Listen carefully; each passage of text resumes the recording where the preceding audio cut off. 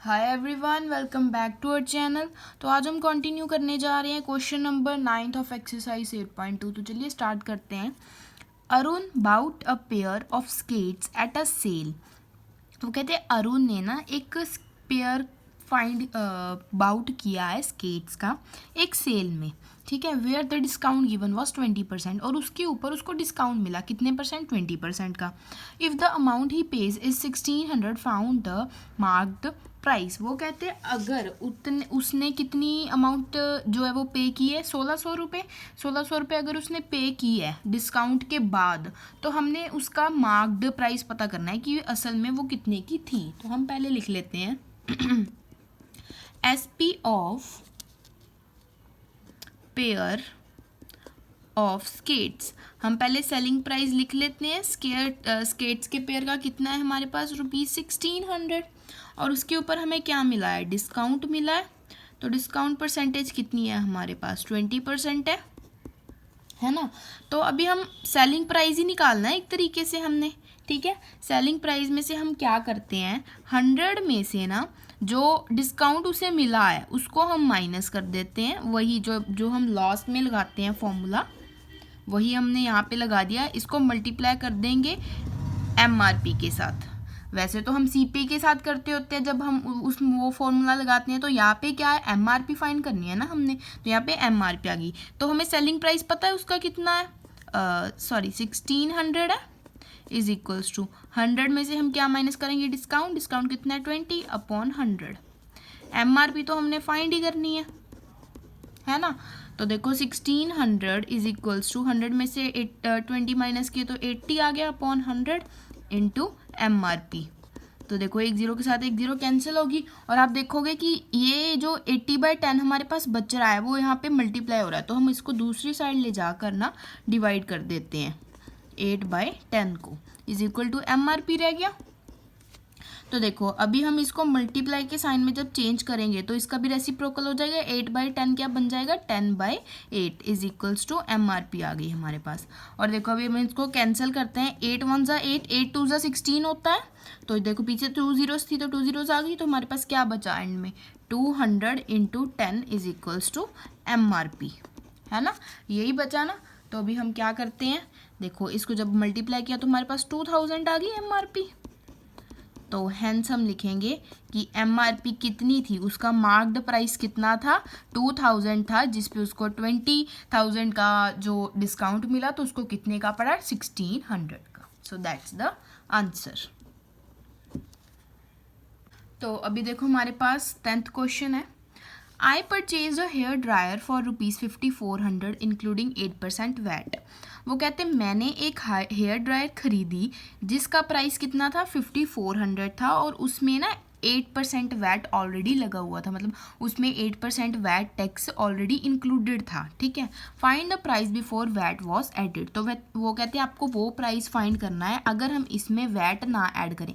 सिर्फ हमने प्राइस बताना है हेयर ड्रायर का। अगर उसको उसमें से हम जो वैट मतलब जो टैक्स है उसको ऐड ना करें या उसको हटा दें हम, तो हमारे पास कितनी वो क्या कहते हैं प्राइस आएगा। तो हमें पता है कि वैट कितना है, 8% है, जिसका मतलब क्या हुआ, which means that if price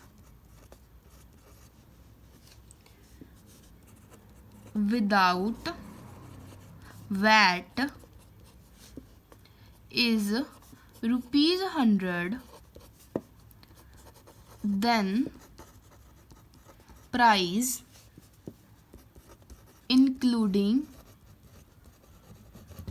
VAT is ₹108। तो भी आप समझे मैंने क्या लाइन लिखी।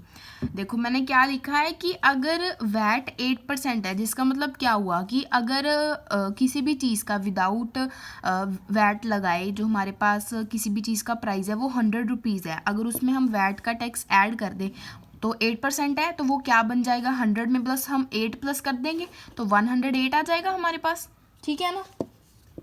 तो अभी हम लिखते हैं now price including VAT is 108 original price. कहते हैं अभी जो जिसमें हमने वैट को इंक्लूड किया है वो हमारा ओरिजिनल प्राइस कितना है उसका, जिसमें हमने 108 जो है वो इंक्लूड किया है, तो ओरिजिनल प्राइस हमारा 100 है। अगर हम प्राइस इंक्लूड करें वैट का 1 तो ओरिजिनल प्राइस कितना होगा, 100 के डिवीजन में आ जाएगा 108, है ना। तो अभी हमने किसका फाइंड करना है, अगर उसमें वैट इंक्लूडेड हो, मतलब यहाँ पे रुपीज़ आ जाए 5400, तो ओरिजिनल प्राइस क्या आएगा, तो हम कैसे फाइंड करेंगे, 100 के अपॉन में 108 इंटू 5400, है ना, यही है ना। तो देखो इसको सॉल्व करके हमारे पास एंड में जो बचता है वो आ जाता है 5000 रुपीज़।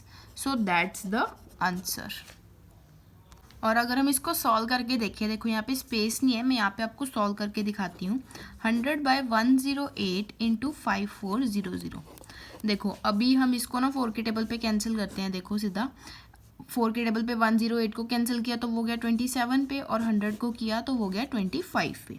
और देखो ये 21 7 21, और ये गया 27 के टेबल पे 200 पे। तो हमारे पास क्या बचा, 25 इंटू 200। जब हम इसकी मल्टीप्लाई करते हैं तो हमारे पास आ रहा है ₹5000।